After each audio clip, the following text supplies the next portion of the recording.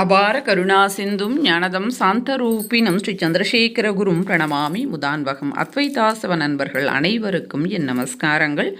இன்றைக்கி நம்மளுடைய சேனலில் நம்ம பார்க்க போகிறது நாளைய தினம் சனிக்கிழமையோடு கூடிய அமாவாசை.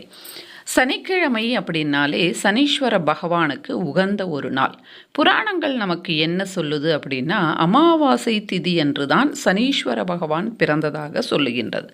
அப்போது அந்த திதி கிழமை இரண்டும் ஒன்றாக இணைவதினால நாளைய தினம் நாம் சனீஸ்வர பகவானுக்கு பூஜைகள் செய்தால் அத்தனை நல்ல பலன்கள் என்பது நமக்கு கிடைக்கும்.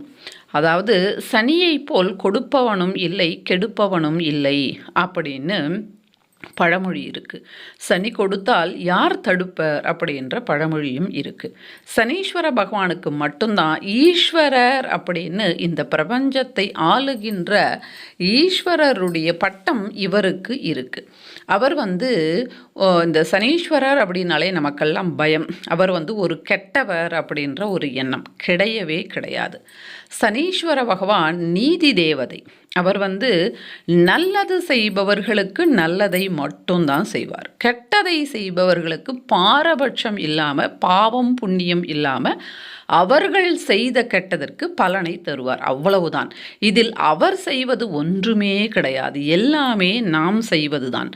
மனிதர்களுடைய இயல்பு என்ன அப்படின்னா, எப்பொழுதுமே அவர்கள் தவறு செய்தால் அதை மற்றவர்கள் மேல் திணிப்பார்கள். மனிதர்கள் எல்லாருமே மனசாட்சின்னு ஒன்று இருக்கும். எல்லாருடைய மனசாட்சியும் உண்மையை மட்டும்தான் சொல்லும். ஆனால் நாம் அந்த மனசாட்சி சொல்கிறத மட்டும் கேட்கவே மாட்டோம். நாம் நம்முடைய இஷ்டத்துக்கு செய்வோம். இப்போ சனீஸ்வர பகவானினுடைய அந்த தசைகள் சொல்லணும் இல்லையா, 7.5 சனி, அஷ்டம சனி, அர்த்தாஷ்டம சனி, இப்படியெல்லாம் இருக்கும். இது போக அந்த ஜாதகத்தில் சனி தசை அப்படின்னு நடக்கும். இந்த மாதிரியெல்லாம் நடக்கும்போது சனீஸ்வர பகவான் என்னை ரொம்ப கஷ்டப்படுத்துகிறார், 7.5 சனி வந்துடுச்சு, எனக்கு வேலை போயிடுச்சு, உடம்பு சரியில்லை, இப்படியெல்லாம் நாம் சொல்லுவோம். அவர் எதுவுமே செய்ய மாட்டார். நாம் இதுவரை செய்ததினுடைய பலன் அப்பொழுது அவர் செய்வார். நாம் எப்பொழுதுமே நேர்மையாக இருந்து, உண்மையாக இருந்து, பொய் பேசாமல் இருந்து, நியாயம் எதுவோ அதை மட்டும் நாம் செய்தால், மற்றவர்களை பற்றி குறை சொல்லுவது, புறம் பேசுவது, எதிரில் நல்லா பேசுறது, பின்னாடி அவர்களை பற்றி தவறாக பேசுவது, இந்த மாதிரியெல்லாம் நாம் பண்ணுவோம். இது எல்லாம் நாம் சின்னதாக ஒரு பேச்சு தவறாக பேசினால் கூட அது எல்லாமே பாவக்கணக்கில் சேரும். அது எல்லாம் எப்படிங்க சேரும்னா, அது ஒரு பெரிய டாபிக். ஆனால் நாம் செய்கின்ற ஒவ்வொன்றும் நல்லதாக இருந்தால் புண்ணிய கணக்கில் சேரும், கெட்டதாக இருந்தால் பாவ கணக்கில் சேரும். இது எல்லாம் அந்த சனி தசைகள் வரும்போது அதிகப்படியாக நமக்கு கெட்டது நாம் செஞ்சோம் அப்படின்னா கெட்டது கிடைக்கும், நல்லது செஞ்சோம் அப்படின்னா நல்லது கிடைக்கும். இதில் அவர் செய்யறது என்ன இருக்குது சொல்லுங்கள்? அவர் ஒன்றும் செய்ய மாட்டார். நாம் செய்ததற்கு பலனை அவர் நமக்கு தருவார். அதனால் நாம் எப்பொழுதும் நல்லதே செய்து நல்லதே நினைத்து இருந்தோம் அப்படின்னா, அந்த சனி தசை வரும்போது, இதற்கு முன்னாடி நாம் ஒரு பழமொழி பார்த்தோம் இல்லையா, சனி கொடுத்தால் யார் தடுப்பர் அப்படின்ற ஒரு பழமொழி. அப்போ அவருடைய அந்த இது வரும்போது அவர் அந்த அளவுக்கு கொடுப்பாராம். அப்போது பண்ணுறது எல்லாமே நாம் சொல்கிறது அந்த கடவுள் மேலே நாம் சொல்லுவோம். அப்படி நாம் சொல்லக்கூடாது. இது ஒன்று. இந்த மாதிரி சனியினுடைய அந்த தசையினால் அவஸ்தைப்படுபவர்கள், நாம் தான் செஞ்சோம் ஆனால் அவர் பேர் நம்ம சொல்லிடுறோம் இல்லையா, இது எப்படியாக இருந்தாலும் அந்த ஒரு கஷ்டத்தை அனுபவிக்கக்கூடியவர்கள் மற்றவர்கள் எல்லாருமே இந்த பூஜையை நாளைய தினம் செய்யும்போது அந்த பகவானினுடைய பேரருள் கருணை நமக்கு ஏற்பட்டு நமக்கு எல்லாம் நல்லது நடக்கும். என்ன பண்ணணும் அப்படின்றத நாம் பார்ப்போம். நாளைய தினம் அரச மரத்தடியில் 8 திரி போட்டு கடுகு எண்ணெயை ஊற்றி தீபத்தை ஏற்ற வேண்டும். ஒவ்வொரு திரியாக போட்டால் போதும்.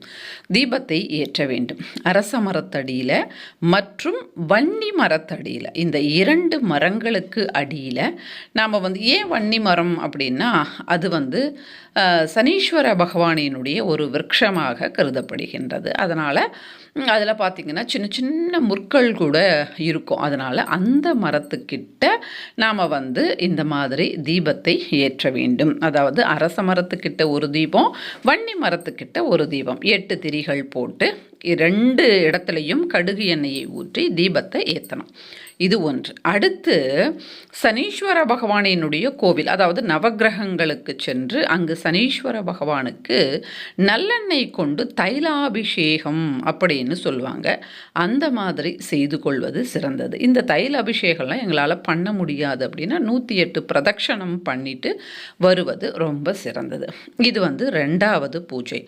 3வது பூஜை என்ன அப்படின்னா, இதெல்லாம் எங்களுக்கு பண்ண முடியாதுங்க, பண்ணுவதற்கு உண்டான அந்த நேரம் இல்லை, கோவில் இல்லை இப்படின்னு சொல்லுகின்றவர்கள் நாளைய தினம் இரவு 8லிருந்து 9 சனி ஓரை வரும்.